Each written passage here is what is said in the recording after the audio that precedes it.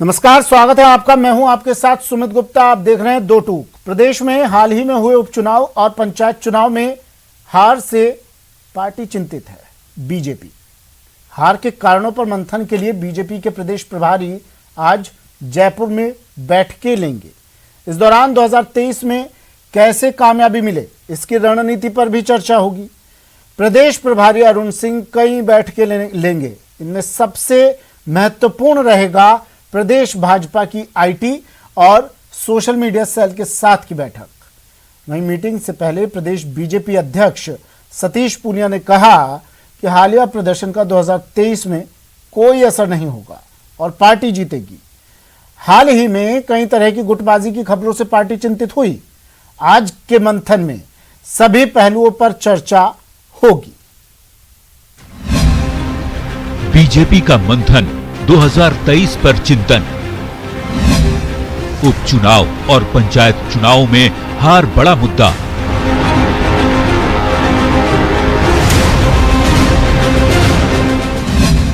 (2023) में कामयाबी बड़ी चुनौती।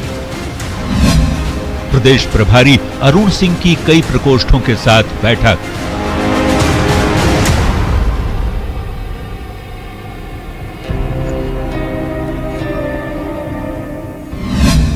करारी हार के बीच सतीश पूनिया की हुंकार। भारतीय जनता पार्टी का कार्यकर्ता अपनी खूबियों के आधार पर 2023 में और 2024 में अच्छे परिणाम राजस्थान में देगा। पूनिया का दावा, हालिया प्रदर्शन का 2023 पर असर नहीं। कि 2023 में भारतीय जनता पार्टी अच्छे प्रचंड बहुमत के साथ राजस्थान में सरकार बनाएगी। बीच के कालखंड में क्या होता है वो इस मिशन को प्रभावित नहीं करेगा। पूनिया बोले, बीजेपी प्रचंड बहुमत के साथ सत्ता में लौटेगी। भारतीय जनता पार्टी अच्छे और प्रचंड बहुमत से जीतेगी, मैं ये विश्वास से कह सकता हूं। हाल ही में हुए उपचुनाव में बीजेपी रही थी तीसरे चौथे स्थान पर। तीसरे चौथे नंबर पर बीजेपी को भी आई है कि बाई इलेक्शन में 15 साल के अंदर और जमान जब्त होगी बीजेपी की, तो सब उनके मुंह पे ताले लग गए हैं। मंथन से बीजेपी को मिलेगा कामयाबी का मंत्र। मंथन से मिलेगी मजबूती। चलिए, मेरे मेहमान हमारे साथ जुड़ गए हैं। संगीता गर्ग कांग्रेस से हमारे साथ जुड़ी हैं, निमिषा गौड़ जी बीजेपी नेता हमारे साथ जुड़ी हैं और वरिष्ठ पत्रकार अवधेश आकोदे जी हमारे साथ जुड़ गए हैं। आप तीनों का स्वागत है। सबसे पहले अवधेश सर, मैं आपके पास आ रहा हूँ। मंथन हो रहा है, कांग्रेस अलग मंथन कर रही है, बीजेपी अलग मंथन कर रही है, दिल्ली तक हाजिरी लगाई जा रही है, लेकिन बीजेपी का मंथन किस तरह से लेते हैं सर आप इस मंथन को?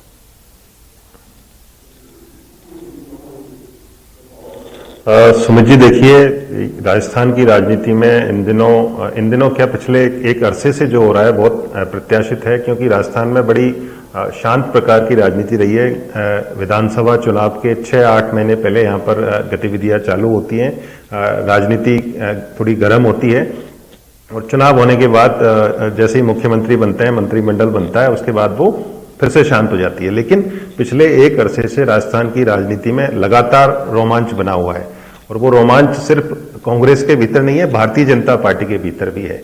जैसा आपने सवाल पूछा कि जो भारतीय जनता पार्टी की जो चिंतन बैठक हो रही है, निश्चित रूप से भारतीय जनता पार्टी के लिए चिंता की बात है, चिंतन करने की आवश्यकता है, क्योंकि जिस तरह से दो विधानसभा की सीटों पर उपचुनाव के परिणाम आए, दरियावद में पार्टी तीसरे नंबर पर चली गई, बल्लभनगर में पार्टी चौथे नंबर पर चली गई। इससे पहले जो 3 उपचुनाव हुए थे उनमें भी 2 में पार्टी बड़े मार्जिन से हारी और जो एक सीट बीजेपी के पास थी बहुत कम अंतर से भारतीय जनता पार्टी वहां पर जीती। अब यहाँ पर हार के जो कारण हैं वो एक साधारण राजनीतिक समझ रखने वाले व्यक्ति को भी पता है और एक जो साधारण कार्यकर्ता है भारतीय जनता पार्टी की उसके भी पता है। तो उस बारे में ज्यादा चिंतन करने की, मनन करने की आवश्यकता नहीं है। इस बैठक से मेरे हिसाब से जो लब्बो-लुआब निकलेगा, जो चीजें निकलेंगी, उससे आगामी जो रणनीति है वो तय होगी। किस तरह से पार्टी 2023 का जो विधानसभा चुनाव है उसमें किस तरह से जाएगी, क्या बिना किसी चेहरे के जाएगी जैसा अभी रणनीति है भारतीय जनता पार्टी की, क्या कोई मुख्यमंत्री पद का कोई चेहरा होगा, जैसा भारतीय जनता पार्टी हमेशा राजस्थान में करती आई है। तो इस तरह के कुछ प्रश्न हैं, उनके समाधान की तरफ भारतीय जनता पार्टी बढ़ेगी। सिर्फ इस बैठक से उसका समाधान नहीं होने वाला है, समाधान की तरफ भारतीय जनता पार्टी बढ़ेगी। समाधान तो सर आपको नहीं लगता सबसे पहला समाधान तो यही करना है पार्टी में जो जिसे नकार रही है पार्टी, जिससे इनकार कर रही है, गुटबाजी मतभेदों को, उसको ही दूर कर लें पहले?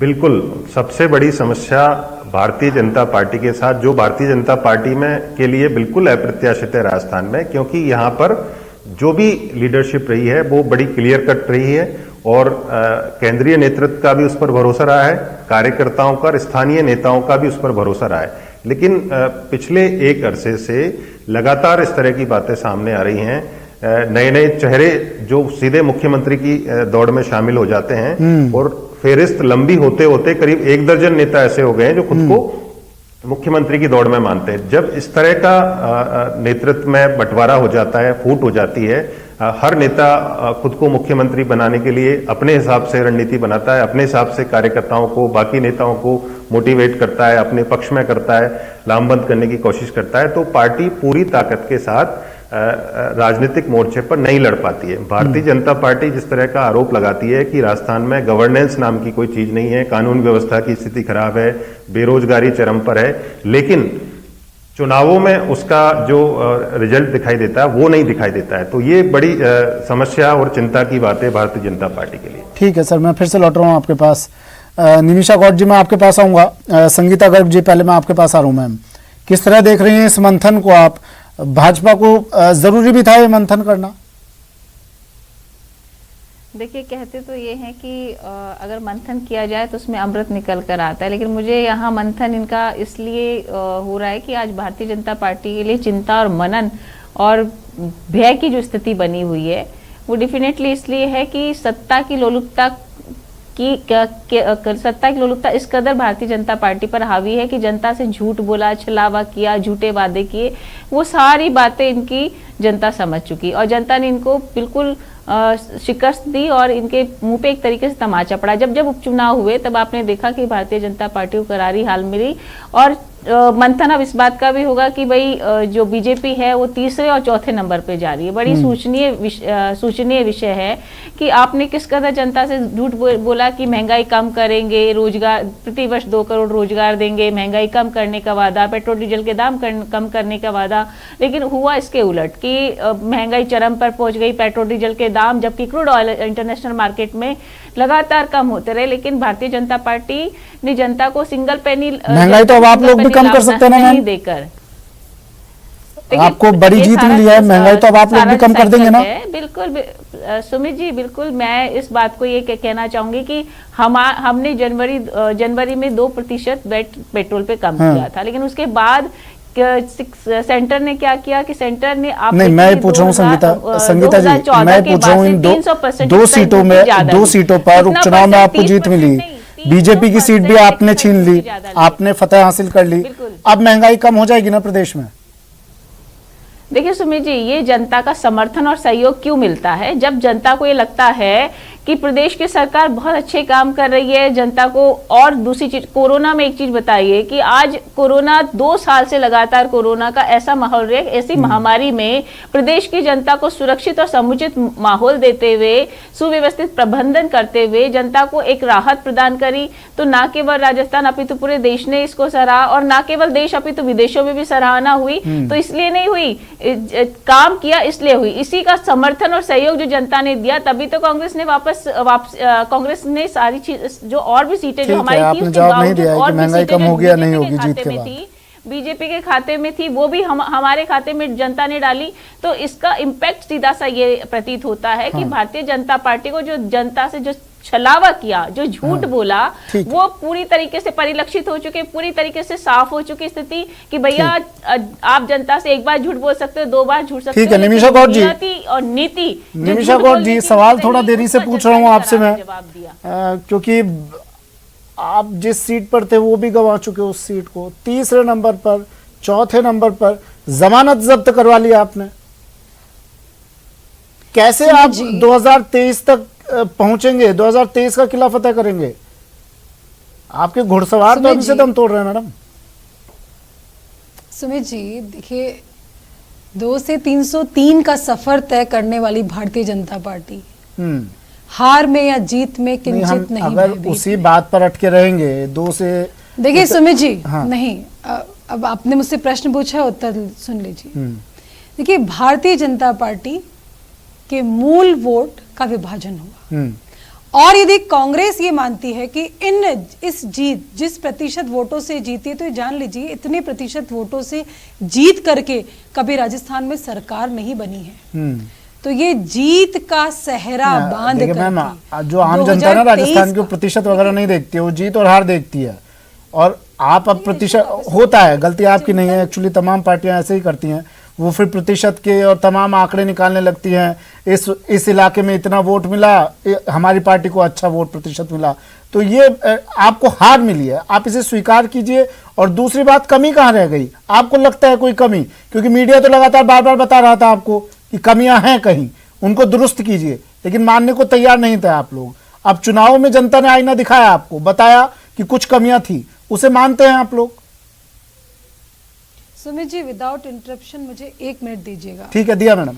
देखिए, उपचुनाव की हार या उपचुनाव में कांग्रेस की जीत का मंथन नहीं, भारतीय जनता पार्टी का कार्यकर्ता है जो कठोर परिश्रम और तप और समर्पण के साथ चुनावी रण में उतरता है। यह संगठन का समर्पण है, ये संगठन की मजबूती है।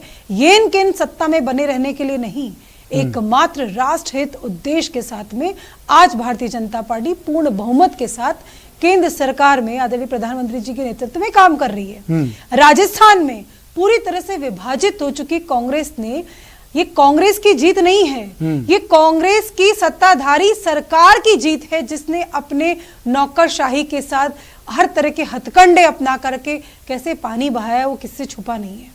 तो ये जीत जो है विभाजित वोटों के आधार पर कांग्रेस ने की है, तो निश्चित तौर पर जीत है आम जनता में। बीजेपी की जब सरकार थी उस वक्त भी उपचुनाव हुए थे, आप लोग भी सरकारी मशीनरी का दुरुपयोग करते होंगे। निवेदन करूंगी, देखिए सुमित जी, मैं पुनः निवेदन करूंगी आपको, उपचुनाव हुए थे, लेकिन भारतीय जनता पार्टी में डिफरेंस इसीलिए है। अच्छा, आप देखिए ना, आप अच्छा, डीजल कांग्रेस पेट्रोल की जीतती है बात तो कर मशीनरी रहे का हैं। दुरुपयोग कर रही एक है, सेकंड, और आप जीतते हैं तो पार्टी में डिफरेंट विदाउट है। एनी इंटरप्शन, प्लीज आप टाइम नोट नहीं, कीजिए। सवाल जो without बनेगा वो any तो पूछूंगा ना मैं। कुछ सेकंड बाकी है मेरे। हाँ। देखिए, कांग्रेस तो पंजाब काउंटर की क्वेश्चन बनेगा कांग्रेस तो अलग पूछूंगा ना है मैडम। और राजस्थान की अलग है। हाँ। देखिए, पंजाब में पेट्रोल डीजल के वेट कम कर दिया, लेकिन राजस्थान की अलग है। कांग्रेस की स्थिति ये है कि इतने भागों में विभाजित, यथास्थान परिस्थिति अनुसार तुरंत विभाजित हो जाते हैं कि नहीं, इनके मुख्य सचिव बीजेपी ने कहा एकजुट है कि पूरी नहीं तरह। जी, यूपी में 40% का नेट है। और बीजेपी की इसी पूरी एकजुटता का परिणाम है बूथ से लेकर चुनाव में के जो रिजल्ट आया। केंद्र तक एक है, ये इनके सत्ता में नहीं, एकमात्र उद्देश्य है संगठन मजबूती से खड़ा रहे, और सत्ता का दुरुपयोग करके इन्होंने कुछ मत विभाजित करके कुछ हासिल किए। तो यदि हम तीनों को अब मिलाया जाए तो भाजपा ने जो अच्छा है अरुण सिंह जी आए हैं, कम से कम मंथन होगा, क्योंकि हम लोग अपनी गलती नहीं मानते हैं, हम लोग आईना देखने की कोशिश नहीं करते हैं। जनता ने दिखाया लेकिन नहीं देख रहे हैं, शायद अरुण सिंह जी आएंगे आज तो आईना दिखाया जाए। संगीता जी क्या कह रही हैं आप? देखिए, जनता का निर्णय सर माथे पर है, जनता है, जनता के प्रति समर्पित है भारतीय जनता पार्टी, निश्चित तौर पे चिंतन होगा। लेकिन मैं कमी कहाँ लग रही है मैम? मेरा सवाल आपसे था, कमी आप कांग्रेस की जीत नहीं है। आपने खुद भी मंथन किया होगा, जरूरी नहीं है अरुण सिंह जी को ही जरूरत पड़े मंथन करवाने की। चुनाव के बाद, रिजल्ट के बाद आपने मंथन किया होगा, कमी कहाँ लगी आपको? जिस तरह से हमारे यहाँ विश्लेषक बैठे हुए अवधेश जी, वो कह रहे हैं आम जनता से लेकर के हर व्यक्ति जानता है कि कहाँ मत विभाजन हुआ है, कहाँ से किस तरह से कांग्रेस ने अपनी सत्ता का दुरुपयोग किया है। तो मैं ये कहती हूँ कि इन प्रतिशत से सरकार नहीं बना लेंगे। सत्ता का दुरुपयोग किया संगीता जी से पूछा। सुमित जी, देखिए, लोकतांत्रिक मूल्यों का किस तरीके से गला घुटा जाता है, लोकतांत्रिक मूल्यों का किस तरीके काला दिवस जनता याद करती है हर वर्ष देश में मना। आप ही की देन है। देखिए, आप बीच में नहीं बोले निमिषा जी, बीच में नहीं बोलेंगे आप बीच में नहीं बोलेंगे। मेरे को आपकी बारी आए तो बोलिएगा, आपकी बारी आए तो बोलिएगा। पूरा देश जानता है कि 2014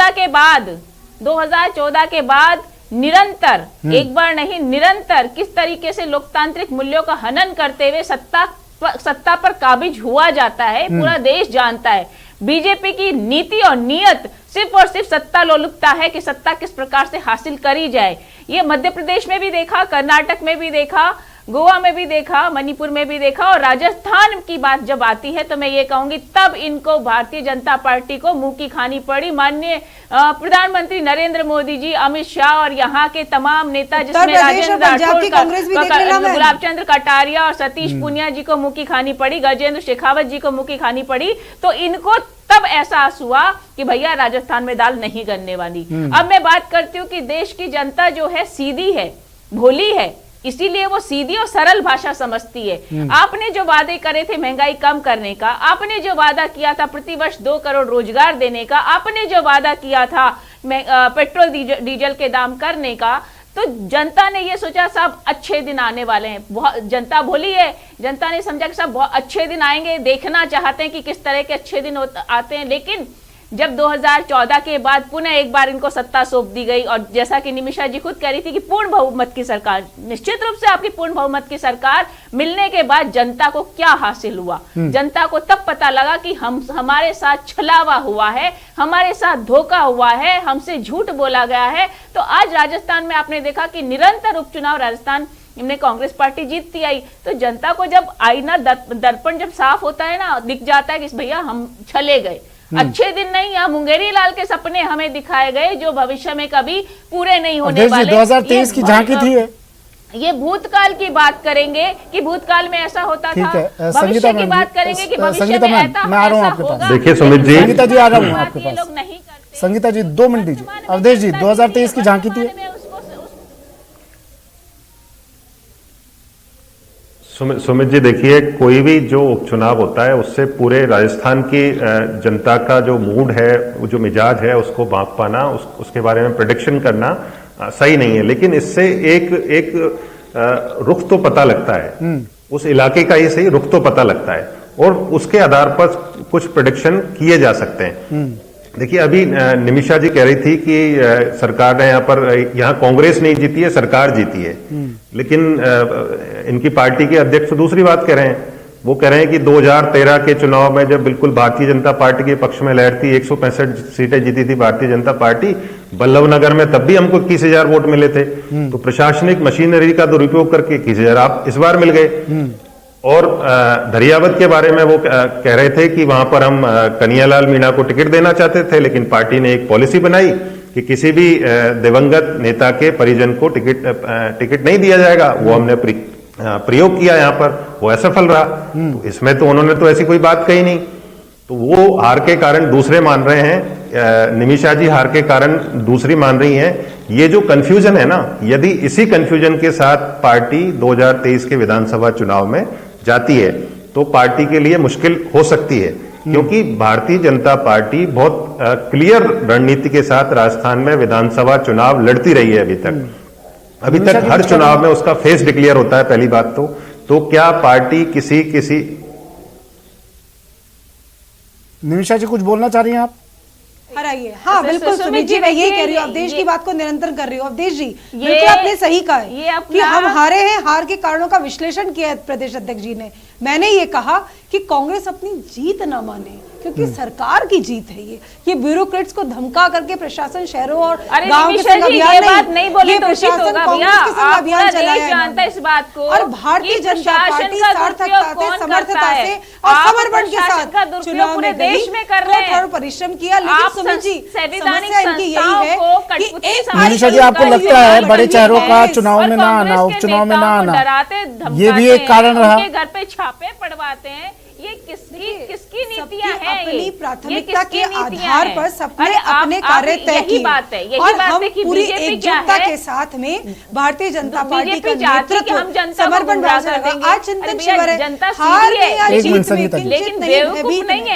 लेकिन कांग्रेस को तो ऐसी ऑक्सीजन मिली है, कांग्रेस को ऐसा लग रहा है कि ये जो सिलेंडर भरा हुआ ना उपचुनाव का, बस अब हम अपनी 2023 की रणनीति, मैं ये बोल रही हूँ कि आप ही जाइए, खुली हवा में सांस लीजिए, जनता से बात कीजिए। लेकिन कांग्रेस का ये पूजा साहब भारत अपने अध्यक्ष जी से पूछना चाह रहा हूँ, क्या बोलना है? सीधे शब्दों में आपसे पूछ लेता हूँ, घुमा फिरा के जवाब मत दीजिएगा। जो गुटबाजी की खबरें आ रही थी पार्टी के अंदर खाने से, उसका रिजल्ट है ये उपचुनाव में हार। और अब आज क्या मंथन होगा? गुटबाजी खत्म करने पर बातचीत होगी।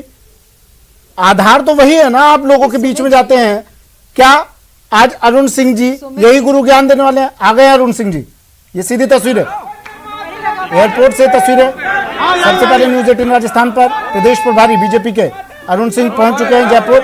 आज क्लास लेंगे नेताओं की, मतलब बातचीत करेंगे, बात करेंगे पत्रकारों से। नहीं, कल कई बैठकें हैं, समीक्षा बैठक भी है।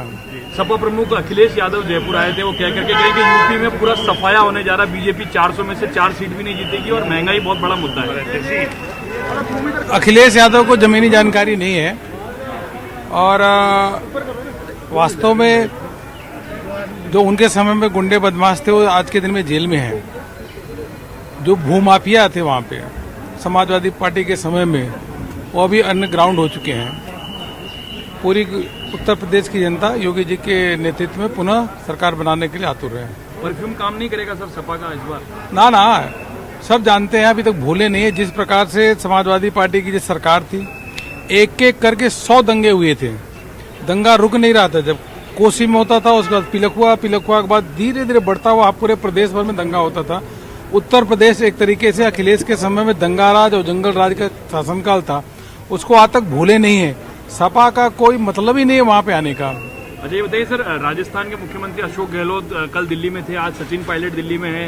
मंत्रिमंडल विस्तार को लेकर के 14 बार उनके प्रभारी कह चुके हैं। क्या लग रहा है सर राजस्थान में क्या कर रही है कांग्रेस?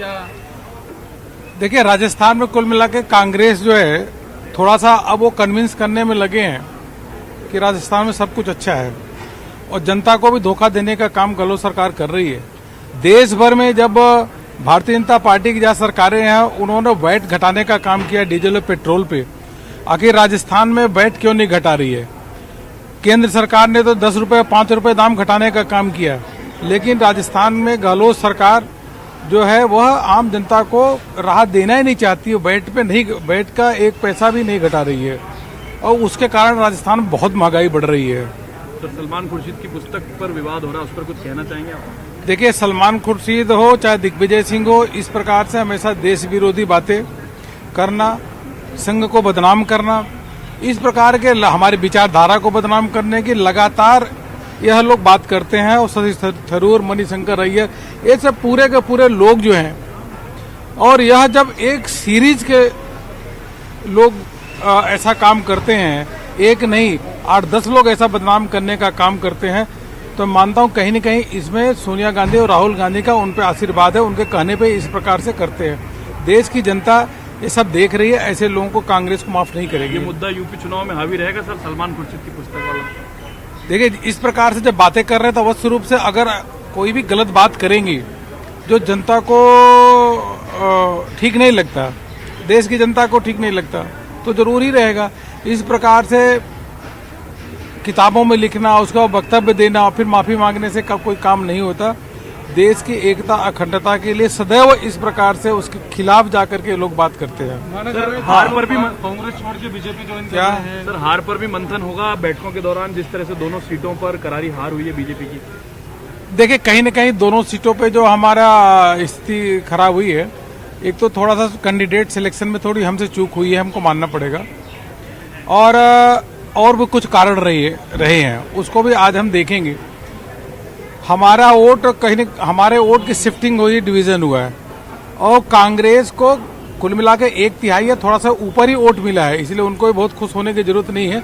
हाँ, हमको चिंता करके उसका विश्लेषण करके आगे करेक्टिव मेजर्स जरूर हम लेंगे, उसकी समीक्षा करके आगे क्या कर सकते हैं उसमें जरूर करेंगे। लेकिन कांग्रेस को भी बहुत खुश होने की जरूरत नहीं है, 1/3 या थोड़ा उससे ऊपर ही वोट उनको मिला है। हमारे वोट का डिवीजन हुआ, बाकी हम समीक्षा करेंगे, उसमें देखेंगे आगे क्या करना है।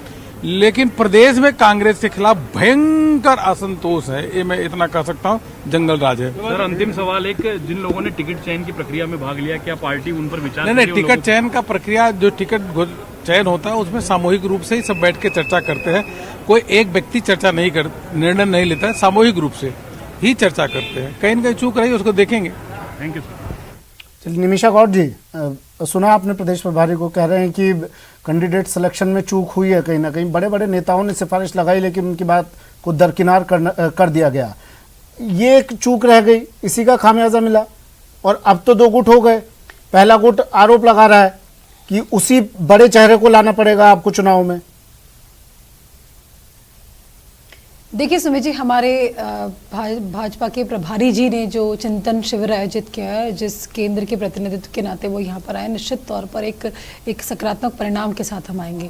आज जो मैं आपको राहुल गांधी जी ने जो बोला है कि हिंदुत्व की धारण क्षमता से गांधी दर्शन की कोई तुलना नहीं है, तो मैं पुनः आपको ये बताऊंगी कि हमारे राजस्थान के मुख्यमंत्री जी से राहुल गांधी जी मिलते नहीं हैं और हिंदुत्व की क्षमता को गांधी दर्शन से पृथकता कर करके विदेश में यात्रा मनाने वाले राहुल गांधी जी से मैं पूछूंगी, और यहाँ कांग्रेस की प्रतिनिधि उनसे पूछूंगी मैं कि बताइए ये कौन से भारत की बात करते हैं, कौन से राजस्थान की बात करते हैं, और राजस्थान वाली कांग्रेस कौन सी है। अवधेश आपको Awadhesh sir, closing comment sir, क्या टिकट बंटवारे में गलती हुई? हम लोग ये बार बार कह रहे थे, बड़े बड़े नेताओं की नहीं सुनी गई, क्या उसी का एक खामियाजा भुगतना पड़ा और अब उसको लेकर मंथन होगा कि आने वाले चुनाव में कम से कम किसी तरह की कोई चूक ना रहे, मन मुटाव दूर करने पर बात होगी और चेहरा किसे बनाया जाएगा? सबसे बड़ा सवाल ये। अवधेश सर। बिल्कुल सुमित जी, देखिए ये जो अरुण सिंह बोल रहे हैं, ये बात सतीश पूनिया जब चुनाव के परिणाम आए थे उसके जस्ट बाद बोल चुके हैं। ये बात तो सबको पता है कि कैंडिडेट सिलेक्शन ठीक नहीं था, कैंडिडेट बेटर होता तो ये ऐसे चुनाव परिणाम नहीं होते। हार जीत अलग बात है, लेकिन बड़ा सवाल ये है कि क्या भारतीय जनता पार्टी इसी रणनीति के साथ जो रणनीति उपचुनाव में थी वो 2023 का विधानसभा चुनाव लड़ेगी या उसमें कुछ बदलाव करेगी? नहीं, और सवाल ये भी है ना सर कि चेहरा किसे बनाया जाएगा? चेहरे को लेकर ही लड़ाई चल रही है। तो बिल्कुल अभी रणनीति ये है कि सामूहिक नेतृत्व में चुनाव लड़ा जाएगा। उसका नतीजा चेहरा बदलने से पहले 3 सीटों के उपचुनाव में दिखा, फिर 2 सीटों के उपचुनाव में दिखा। परिणाम में कोई अंतर होगा चेहरा बदल दिया जाएगा तो? और लगातार भारतीय जनता पार्टी के, अब ये देखने वाली बात है क्योंकि उस चेहरे को 2 बार आजमाया जा चुका है। जिस नेता को चेहरा बनाने की मांग भारतीय जनता पार्टी के अंदर से ही उठती है। भारतीय जनता पार्टी के नेता ही गाए बगाए लगातार इस तरह का बयान देते हैं कि वसुंधरा राजे के हाथ में कमान दीजिए, नहीं तो इसी तरह के चुनाव परिणाम आएंगे। इन्हीं की पार्टी के लोग कहते हैं, जब भी कोई चुनाव का परिणाम इनके खिलाफ आता है तो इन्हीं की पार्टी के नेता बयान देते हैं इस तरह का। तो क्या भारतीय जनता पार्टी उन लोगों की बात पर गौर करेगी या इसी तरह से सामूहिक नेतृत्व में ही 2023 का चुनाव लड़ा जाएगा? ये और बता दीजिए, बीजेपी नेता यहाँ पर बैठी हैं, कौन कौन से पॉइंट्स हैं जिस पर मंथन की इन्हें जरूरत है आज?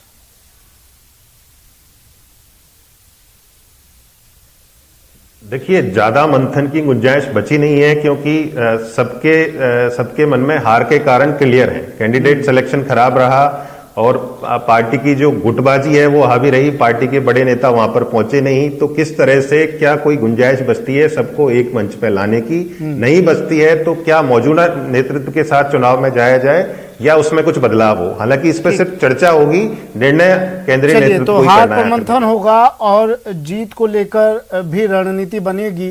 किस तरह से 2023 में कदम फूंक कर आगे बढ़ाना है, इस पर आज मंथन करने के लिए अरुण सिंह पहुंच चुके हैं। बातचीत होगी, क्लास लगाई जाएगी, चर्चा इस क्लास में होगी। शुक्रिया आप तीनों का हमारे साथ जुड़ने के लिए, अपना वक्त हमें देने के लिए। तो बीजेपी का महामंथन आज होगा और बीजेपी के प्रदेश प्रभारी अरुण सिंह जयपुर पहुंच चुके हैं अपने 2 दिवसीय दौरे पर। फिलहाल इतना ही, दीजिए।